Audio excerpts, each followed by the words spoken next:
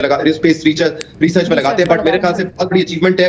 और जैसे मैं कहता रहा हूँ, एक तरफ जहाँ पे बड़ी खुशी भी है उनके लिए कि उन्होंने ये लैंडमार्क अचीव किया है, अफसोस भी होता है, दुख भी होता है कि हम इस वक्त कहाँ खड़े हैं। मैं कई मर्तबा इस प्रोग्राम में ये बात कर चुका हूँ कि हम जैसे लोग हैं, almost similar culture, similar background, हो सकता है उनका बेसिक IQ लेवल भी हमारे बराबर हो, लेकिन आज हम कहाँ हैं और वो कहाँ हैं। उनकी अचीवमेंट देख के खुशी होती है, लेकिन ये देख के अफसोस होता है कि हम कहाँ पर हैं। हम अपने बजट से बमुश्किल इस वक्त कर्ज की अदायगी कर पा रहे हैं, तो कब हम ये मिलियंस ऑफ डॉलर अपने स्पेस रिसर्च पे लगाएंगे, इसका इल्म नहीं है कि हम कोई ऐसी अचीवमेंट। स्पेस रिसर्च वो तो बड़ी आगे की बात है शहजाद, तो दुरुस्त आपने शानदार करे। हम तो यहाँ पर अभी तक एजुकेशनल रिफॉर्म्स नहीं कर पाए। हम एजुकेशन और हेल्थ केयर के लिए कितना, आप बिल्कुल सही कह रहे हैं, लेकिन मसला यहाँ पर यह है कि अगर हमारी तरजीहात दोस्त हो और हम इन मसले मसाइल से बाहर निकले तो फिर हम आगे कुछ सोचें और दूसरों से कंपेयर करें। हम तो इस वक्त किसी पोजीशन में नहीं है हम साया मुल्क से कंपैरिजन करें, लेकिन इसके बावजूद उन्होंने ये लैंडमार्क अचीव किया है। हम हमारे लिए सीखने के लिए बहुत कुछ है।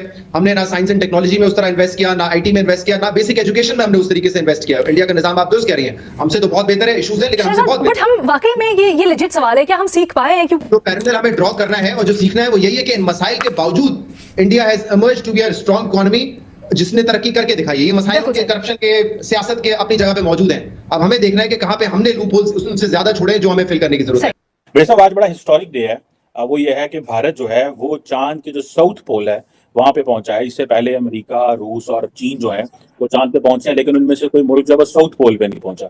और मजे की बात है कि ये जो सारे का सारा जो प्रोजेक्ट था ये कोई इतना एक्सपेंसिव भी नहीं है, कोई $75 मिलियन का था। बल्कि मैं देख रहा था कि जो इंडिया की टोटल स्पेस रिसर्च के हवाले से जो प्रोजेक्ट का जो बजट है वो $1.5 अरब है, अमेरिका का $25 अरब है। जो हम पाकिस्तान में भी डिस्कस कर रहे हैं और बहुत सारे लोग कंपैरिजन कर रहे हैं कि जी इंडिया चांद पे पहुंच गया, हमने अभी टाइम पे आना नहीं पहुंचा। इस वक्त जो सेलिब्रेशन कर रही है जी, जो इस वक्त दुनिया के इंडिया का जो चौथा नंबर आ गया है मून लैंडिंग में, और पहला नंबर आ गया है जो साउथ पोल के हवाले से, तो जाहिर है इंडिया में एक बड़े पैमाने पे हो रहा है, सेलिब्रेशन हो रही है। पाकिस्तान में भी हो रही है। कुछ लोग हैं जो बुनियादी तौर पे इसके मुकाबले में भी खड़ा होने की कोशिश कर रहे हैं कि हमारा क्या है जी, कंपेयर कर रहे हैं, which is a good thing. कि ठीक है, आप अगर इस तरीके से इंस्पायर होते हैं और समझते हैं कि आप कोई तरक्की कर सकते हैं या कोई नया रास्ता इख्तियार कर सकते हैं तो वो भी ठीक है, लेकिन इसके अंदर इससे ज्यादा जो है मुझे लगता है वो एक जेलसी और इस तरह का एक आंसर है। चूंकि देखें, ये साइंस और टेक्नोलॉजी की बात हो रही है। जो स्पेस पे जाने का, जो मून पे जाने का मसला है, ये क्वेश्चन है साइंस और टेक्नोलॉजी का। सवाल ये है कि पाकिस्तानी सोसाइटी में आपने साइंस और टेक्नोलॉजी को कितनी एक जगह दी हुई। आप बेशक कितनी यूनिवर्सिटीज में कितनी साइंस और टेक्नोलॉजी की किताबें पढ़ा रहे हैं या उसके डिपार्टमेंट हैं या उस पर बजट लगा रहे हैं, लेकिन इनफैक्ट जो साइंस और टेक्नोलॉजी का जो ज़रूरियात हैं उसके लिए जो बुनियादी एक एटीट्यूड की ज़रूरत है वो पाकिस्तान में मिसिंग है। बुनियादी तौर पे पाकिस्तान की सोसाइटी जो है वो बहुत ज़्यादा एक अनसाइंटिफिक किस्म का माइंडसेट का शिकार है, और उसका जो रिफ्लेक्शन है वो आपके तालीमी इदारों पे भी है। ये महज कोई एक सादा सा कोई उड़न खटोला जिसको आप कहते हैं, या कोई एक गाड़ी नहीं है उड़ने वाली के उठा के ज़मीन से चांद पे बैठा दी। जाहिर है इसके पीछे एक पूरा एक एक्सपीरियंस होता है और एक साइंटिफिक माइंड होता है। आप देख कि जो इंटरनेशनल दुनिया है ग्लोब पे, इंडिया जो है वो साइंस और टेक्नोलॉजी के हवाले से अपने लिए एक स्पेस क्रिएट कर रहा है, बड़ी तेजी से कर रहा है, और ये एक उसकी एक ताज़ा तरीन मसाल जो है वो आपके सामने है। यह है कि पाकिस्तान के स्कूलों और यूनिवर्सिटीज़ में साइंस और टेक्नोलॉजी के नाम पे जो है वो इस्लामियात पढ़ाई जाती है। आपके जो तालीमी इदारे हैं उसके अंदर मैथ, फिजिक्स, केमिस्ट्री जो है उसके दौरान भी जो है इस्लाम पे लेक्चर दिए जाते हैं और इस्लाम पढ़ाया जाता है। और स्टूडेंट को बताएं कि जी ये साइंस तो पूरा फ्रॉड है, या ये बात जो है ये साइंस आज कहती है तो ये तो अल्लाह ताला ने 1400 साल पहले कह दी थी।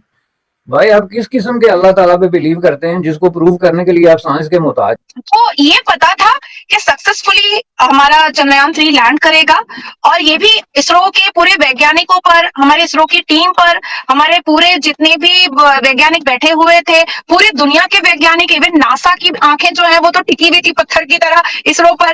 तो 6:04 में न्यूज में देखा कि भाई लैंड हो गया, तो ऐसा लगा कि भाई साहब मोदी जी की जय हो। ऐसा प्रधानमंत्री तो अगर 100 साल भी रह जाए ना हमारा प्रधानमंत्री, तो भी आने वाली पीढ़ी कहेगी कि बस यही चाहिए। तो वाकई में आज पूरी दुनिया में हिंदुस्तान ने एक इतिहास लिख दिया है रिपाहा। पहली बार साउथ पोल मून को इस पूरी दुनिया ने अपनी आंखों से देखा है। उसके बाद 14 दिन का और भी परिश्रम है। 14 दिन अभी हमारा विक्रम लैंडर ऊपर में काम करेगा, वहां पानी को तलाश करेगा, जो भी रहस्य वहां छुपे हुए हैं उसको तलाश करेगा। लेकिन चांद पर हमारा विक्रम लैंडर चंद्रयान 3 से निकल करके वहां पर लाइट अप करने वाला है 14 दिन के अंदर हमारे तिरंगे झंडे को वापस आने से पहले। तो ये एक बहुत बड़ा अचीवमेंट है हमारे हिंदुस्तान के लिए कि हिंदुस्तान के इस केसरिया रंग और तिरंगे झंडे का जो मान सम्मान है वो सिर्फ धरती पर नहीं है, इस पूरी दुनिया में नहीं है, बल्कि चांद पर भी है। कि आपको क्या लगता है कि ये अचीवमेंट पर सिर्फ इसरो को क्रेडिट देना चाहिए, प्राइम मिनिस्टर नरेंद्र मोदी को क्रेडिट देना चाहिए, या इंडिया को क्रेडिट देना चाहिए, या इंडिया के लोगों को क्रेडिट देना चाहिए? आखिर आप इसके पीछे क्रेडिट देंगे? और मेरी तरफ से हैट्स ऑफ इसरो की पूरी टीम, मैं उनको बहुत बहुत नमन कर रही हूँ, मैं उनको बहुत अप्रिशिएट कर रही हूँ।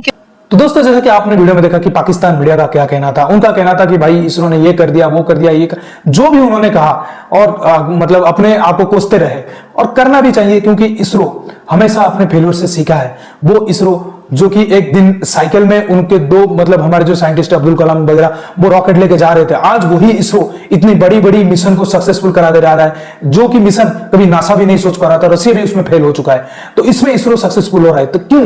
क्योंकि अपने अंदर एक जो पाकिस्तानी बोलते हैं ना, अपने अंदर जज्बा है, ईमान है, ये इसरो के अंदर है। ये आपके अंदर तो फेक जज्बा ईमान है, लेकिन इसरो के अंदर ये पक्का जज्बा ईमान है, क्योंकि वहां पे जो साइंटिस्ट बैठते हैं वो दिन रात परिश्रम करते हैं, दिन रात भगवान के पास जाके प्रार्थना करके। इसरो जब ये जो चंद्रयान के ये जो मिशन जब आज लैंड होने वाला था, तो काफी सारे जो ऐसे हमारे साइंटिस्ट थे वो मंदिर जाके पूजा करके आए, और जो मस्जिद जाने वाले थे, जहां पर भी जो जाने वाले थे वो पूजा करके आए, क्योंकि उनके ऊपर एक भरोसा है ऊपर वाले के ऊपर कि हम इतने काम किए, हम अपना जी जान निचोड़ दिए हैं इस मिशन के पीछे, और इसको सक्सेस होना चाहिए। और ये बात है ना, जब आप मेहनत करते हो तो उसका फल जरूर मिलता है।